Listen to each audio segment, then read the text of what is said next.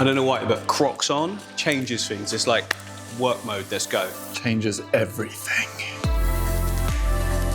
First job of the day, the Discus tank needs a water change, all the way down, all the way up again. Had some interesting comments or a video made about my setup because I lost one of the Discus from a guy that seems to know an absolute ton about Discus. One of the mentions he said was getting a UV sterilizer, so I'm gonna order that now. That should come tomorrow and that's going in as well. I'm gonna do an internal one. I've used a decent sized one before, it works really, really well. I'm gonna get that in there. But today, water down, water back up again. They've already been fed once. Let's feed them again. You can't really overfeed the Discus. And seeing as I'm about to do a water change, it's a good time just to get them some more food in. Then we can, you know, suck up anything that's left, which there won't be. Absolute pigs. You talked about an auto feeder as well. Oh yeah, I've also got an, it's here somewhere. I'm going to put an auto feeder on just to keep food ticking along throughout the day. The reason I haven't at the moment is because I'm a little bit scared that it just, you hear these horror stories of where they just dump the whole lot in. And I think if I do it, I'm just going to make if I do it, I'm just going to make sure there's a smaller amount in there, like only enough for one day each time, because unless I'm going away, and then you're here, or Kate's. Yeah, I'm gonna do it. I just feel like, yeah, they should have more feeding. Now, you would think it's not a great day today, but it's really nice. Whoa. Very bright, very bright. They're bright. It's so bright. It's nice. Like, look, I don't think it's that warm. The sun's helping, but it feels like t-shirt weather. Anyway.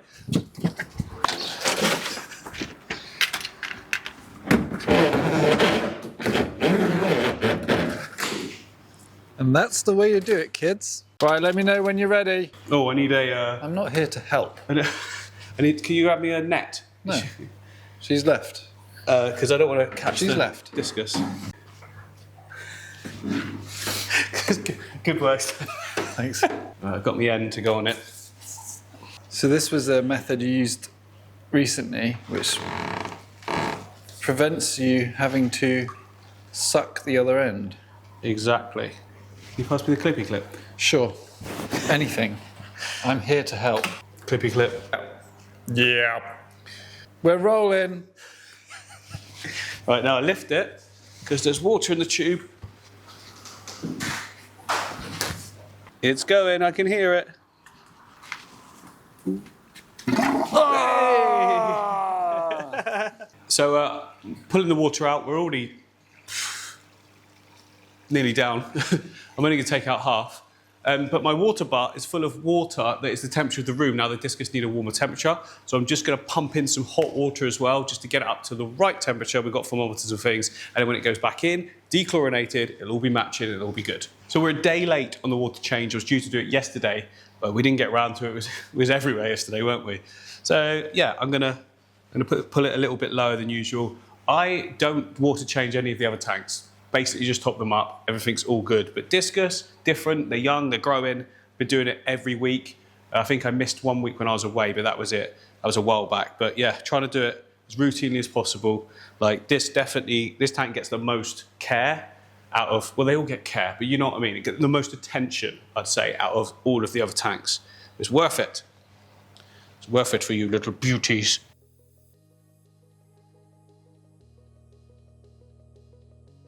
That's enough water out for sure. Oh, there's a snail attached already. There we go. Whoa. Whoa. Whoa.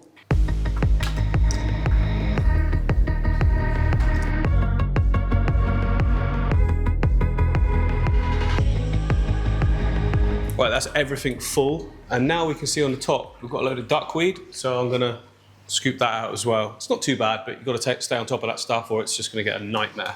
Bit like this tank. Oh, I'm redoing that. Have to. Everywhere. It creeps in that stuff, doesn't it? We cleared it all, didn't we? Yeah. Oh, a little. Nice food. Thought it was a snail. There as well. Don't forget those bits.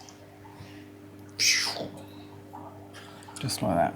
I think the reason it came back is because a load of it was caught down in the surface skimmer.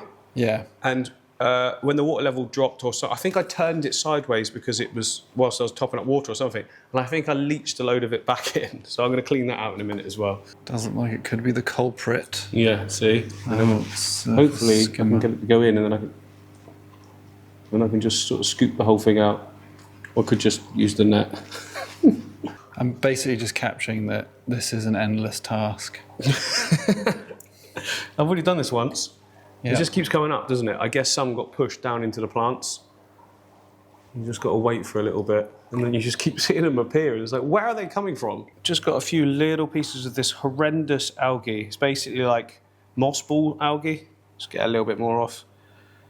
I mean, I'm never going to get rid of this unless I pump the tank full of chemicals, which I really don't want to do. So I'm just kind of just deal with it as it comes. Hopefully, eventually, it'll burn itself out. It's like the most strongest algae to get rid of. It's the only one that like just comes back for me. It's not even slimy. It's like cotton.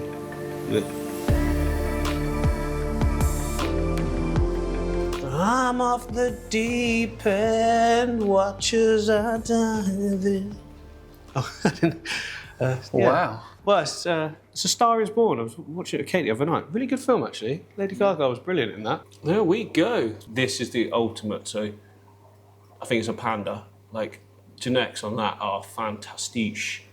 Lots of them are pretty good. There's only a couple now that I consider like poor genetics, which is obviously the small red that we've got over here. But it's nice and feisty. You know, The small red's great. it tries its best, doesn't it? Yeah. And then this blue here is pretty weak genetics as well. Like, so the eye to head ratio, pretty poor. The rest have got at least like 3.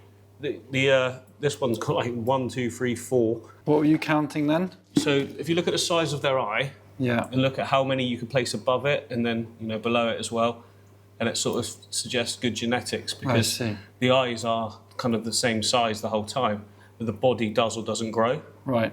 So like look, even the one above it, look, it's got like a good gap above and below if you draw a straight line down. Yeah. Like this one isn't quite as good, but it's still not too bad. You can fit an eye above and an eye below. But it's you know, unless you hand pick select them, it's luck of the draw what you're going to get. But all of the really, really good ones you can now see are hand picked, so you know, giving it the best chance. I'm gonna get all peck at each other. Yeah, because I've been in the tank, they think it's food again, so they're trying to line up the pecking order. Pecking. Yeah. There we go. Now look at this pleco. Oh, he's gone. He was going nuts on that rock. But yeah, there we go. Behind. Sorry to interrupt. Oh yeah, he is. I didn't see him because he Blends in. Yeah. It's just now typical. he was going absolutely nuts forwards and backwards on the rocks, getting off any waste. But yeah, tank is looking super clean. Fish are looking really happy. But look at that, yeah.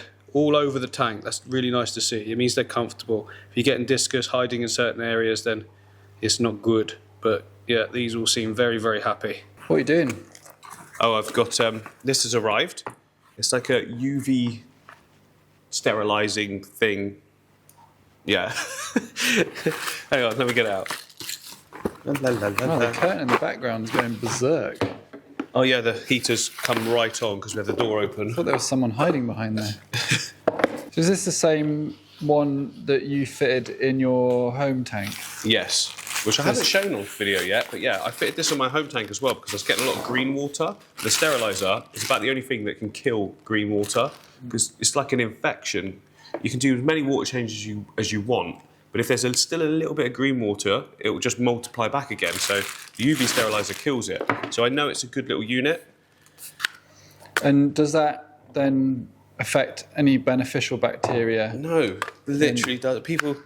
It doesn't do that. The beneficial bacteria isn't living in the water column, it's in the filter and the substrate and stuff, which it stays in. The UV sterilizer just has water pass through it, so anything in the water gets annihilated. So yeah, I got it for this one because some of the top Discus people were saying that in a planted tank like this, there's too much bacteria for the fish and it can affect them. Like, at the moment, they're absolutely fine, but it could create problems down the line.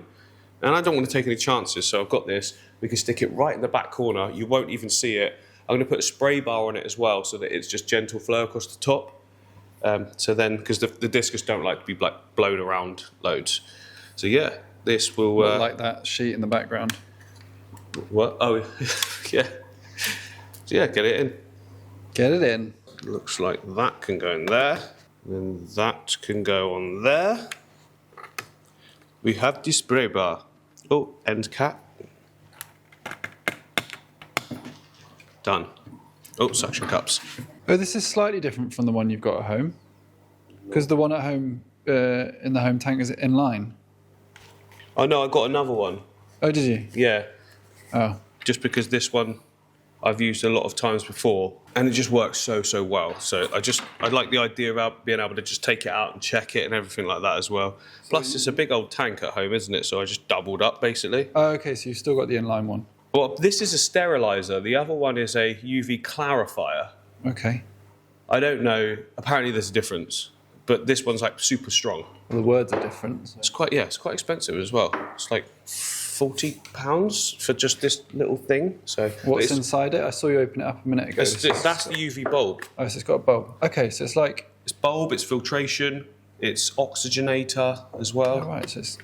It says 5 in 1. I'm not sure what the other things are. So I'm going to stick it right in this back corner where you can't even see it. There's some plants there that I don't want to get under the suction pad. One day we'll finish this paludarium. Yeah, no, we're nearly getting there. Nearly getting there? I have to just wait for the epoxy to cure, don't we? Yes. We're on. Oh, there we go. Nice. Just a little gentle stream along the top. And that should make everything great. Yeah, a lot of people have been asking, where's part 3 of the paludarium build? So we've got epoxy resin all in the top here now, which is just sort of setting. After this is set, which it is hard now, I just got to give it enough time because whilst it's not set, it's toxic. When it's set, it's completely inert. So I'm just giving it plenty of time. It's been a day. I'm going to leave it for a few days. Then we can drill some holes in the side, get the pipe work going in. You can fill up with water, fall all the way down when it's in the tank, obviously. And then once we're at that point, the rest is kind of fast. So I was waiting for the epoxy to come. Now I'm waiting for the cure time. Like, I didn't want to rush this project. It's going to be pretty cool. And yeah, it's not like with an aquarium with me, I can go bang, bang, bang. I know exactly what I'm doing. I know what to order, any problems, fix them straight away. This is all new. So like, that's why it's taking longer. And I've been away, we've been ill, all that stuff. But yeah, it's definitely coming. It's going to look insane. So the 2 tanks here are some of the most recent tanks we've actually set up. Is it even picking it up on the camera? Or does it just look dark? Oh yeah, it picks it up. I mean, there's a bit of sunlight coming through, so that helps. It's gone very... It needs a water change, I'd say now. It's dark. So teabaggy. Like, we wanted a bit of tint. We're okay with that. But this is just too much. Like, you can't actually see in the tank anymore. We know the little spots where some of the PLECO'S hide out. Like, there's always... Yeah, like I can see a couple. One of the fine dots is stuck to a rock sideways, look. Can you get it in there? And just behind it is the snowball. And we also know that the zebra pleco hangs out there as well, doesn't it? Yeah, they love this spot. I think it's something to do with the way that the flow hits the tank on this part and just sort of goes back. They seem to love the flow. Yeah, it needs a bit of... There's a fine dot. And always down here we find some, don't we, as well? There's a fine dot in there. You can't really see, can you? Can't see, no. I'm just zooming into the abyss. Okay, yeah, let's do a water change. Now, this is another tank that's heated as well. We've got a heater in here because we raised the temperature like everyone suggested. Experienced plecos were like, they'll all do fine at a higher temperature, but the zebra pleco will need the higher temperature. So that's why it evaporates quite fast, just like the Discus tank. So yeah, we'd get some warm water again, the right temperature, bring it down, put it back up. Go.